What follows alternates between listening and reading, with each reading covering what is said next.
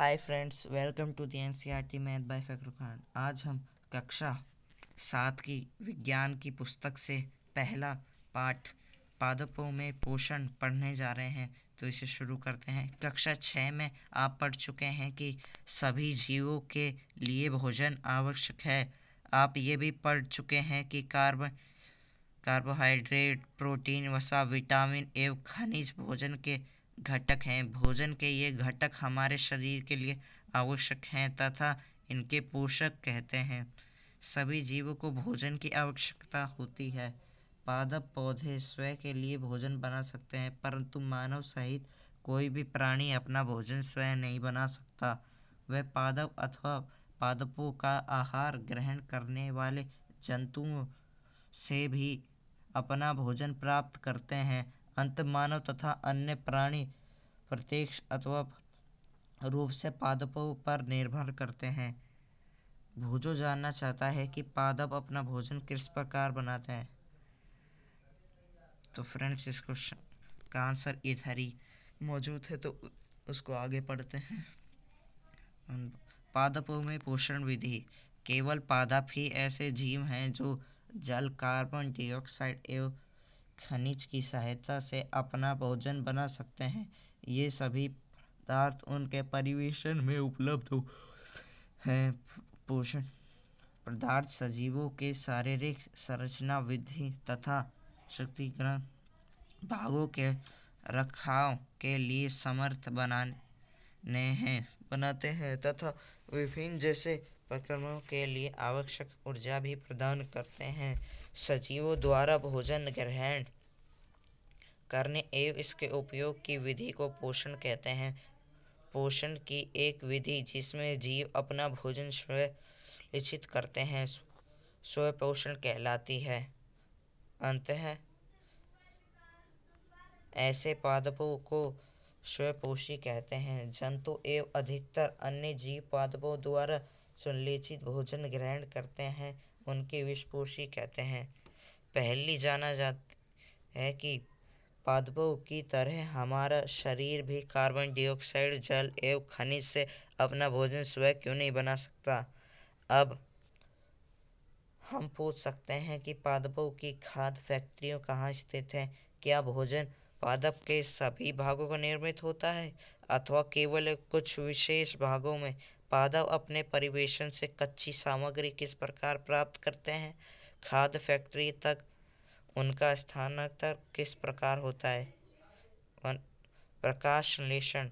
पादपों में खाद्य संश्लेषण की प्रक्रिया। पत्ती पादप की खाद्य फैक्ट्रियां हैं। अंत सभी कच्चे पदार्थ पत्तियां तक पहुंचने चाहिए। मृदा में उपस्थित जल एवं खनिज जड़ मूल द्वारा अवशोषित किए। भूजो जानना चाहता है कि जड़ द्वारा अवशोषित जल एवं खनिज पत्ती तक किस प्रकार पहुँचते हैं। जाते तथा तने के माध्यम से पत्तियां तक पहुँचाने जाते हैं। पत्तियों की सतह पर उपस्थित रंध्रों द्वारा वायु में उपस्थित कार्बन डाइऑक्साइड प्रवेश करती है। कोशिकाएं। आपने देखा होगी कि इमारतें ईंटों से बनती हैं। इस प्रकार सजीवों का शरीर शून्य इकाइयों से बनता है जो कोशिका कहलाती है।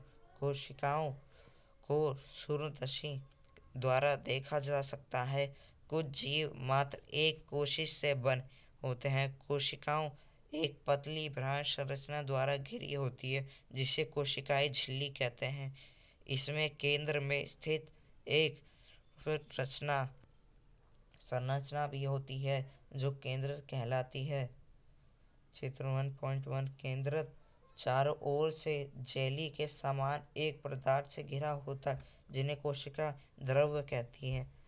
तो इस चित्र को भी देख लेते हैं हम। कोशिकाओं का आरेख चित्र। तो फ्रेंड्स, इन पार्ट को देख लेते हैं हम। इसमें एक केंद्रक है जो इधर है और दूसरा कोशिका का द्रव्य जो इधर है फ्रेंड्स, और कोशिकाएं झिल्ली जो इधर है फ्रेंड्स। आप देख भी सकते हैं फोटो में।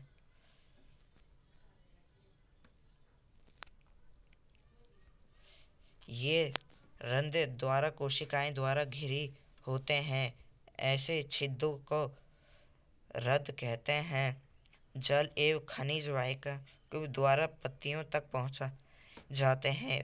वह वाहिकाएं नली के समान होती हैं तथा जड़, तना, शाखाएं एवं पत्ती तक फैली होती हैं। पोषकों को पत्ती तक पहुंचाने के लिए ये वाहिकाएं एक सख्त मार्ग बनाती हैं। पादपों में पदार्थों एवं परिवहन विषय में आप अध्याय 11 में पढ़ेंगे।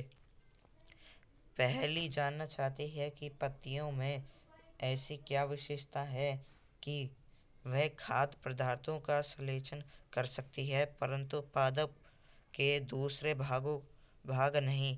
पत्तियों में एक हरा वर्ण होता है जिसे क्लोरोफिल कहते हैं। क्लोरोफिल सूर्य प्रकाश की ऊर्जा का ग्रहण करती है। पत्ती में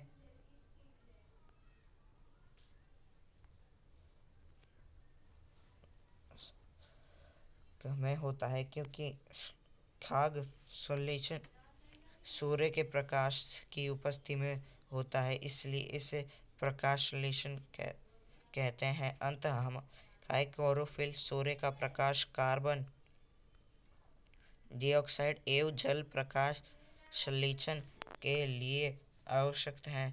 इसे पृथ्वी पर एक अधिकतम प्रथम है।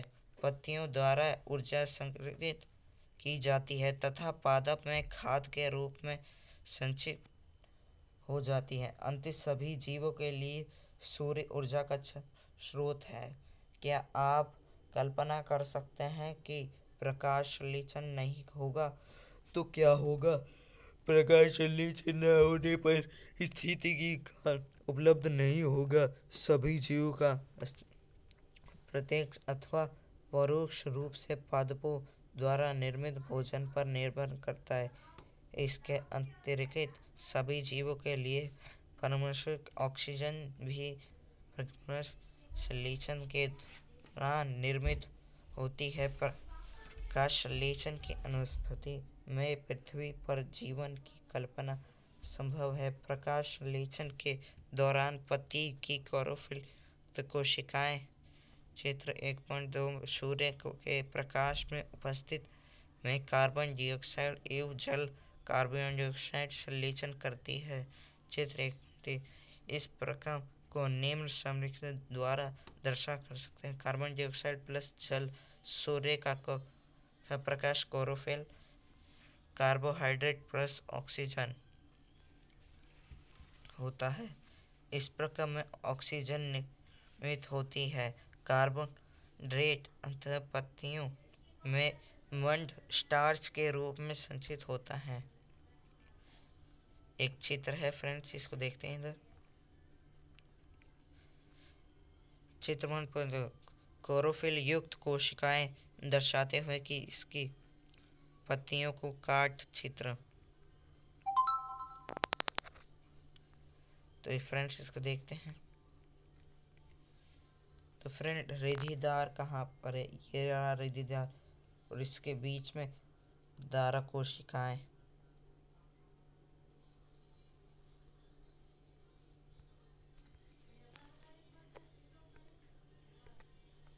तो फ्रेंड्स ये रिधिद्वार इस पत्तियों के इधर की साइड पर होता है।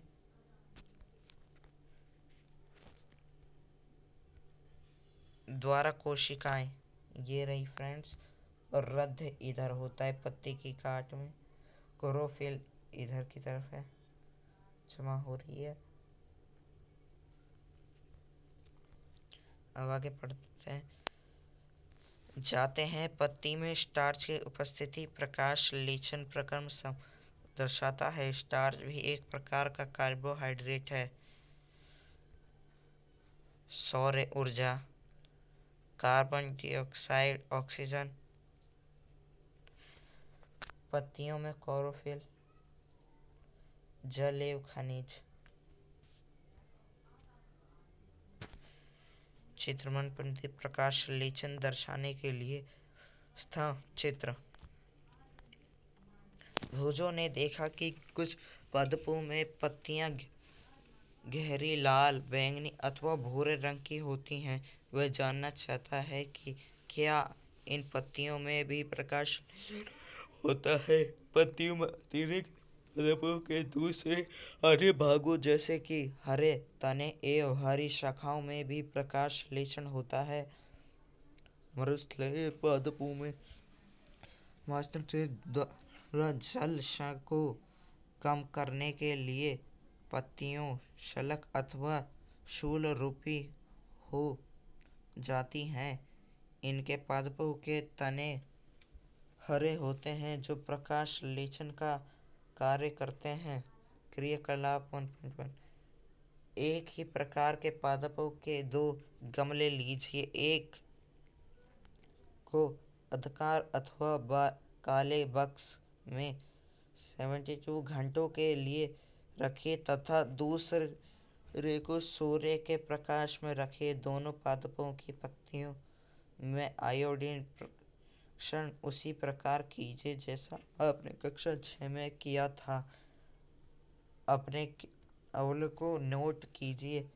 अब उस गमले को जिस आपने अंधकार में देखा था 3 और 4 दिनों के लिए सूर्य के प्रकाश में रख दीजिए तथा पुनः इसकी पत्तियों पर आयोडीन परीक्षण कीजिए। तो प्रश्न आपकी नोटबुक में लिखें। हरी पत्तियों के अतिरिक्त अन्य वर्ण रंग की पत्तियों में भी क्लोरोफिल होता है, परंतु इन पत्तियों में उपस्थित लाल, भूरे अथवा अन्य वर्ण क्लोरोफिल के हरे रंग का प्रसारण करते हैं अर्थात ढकते हैं।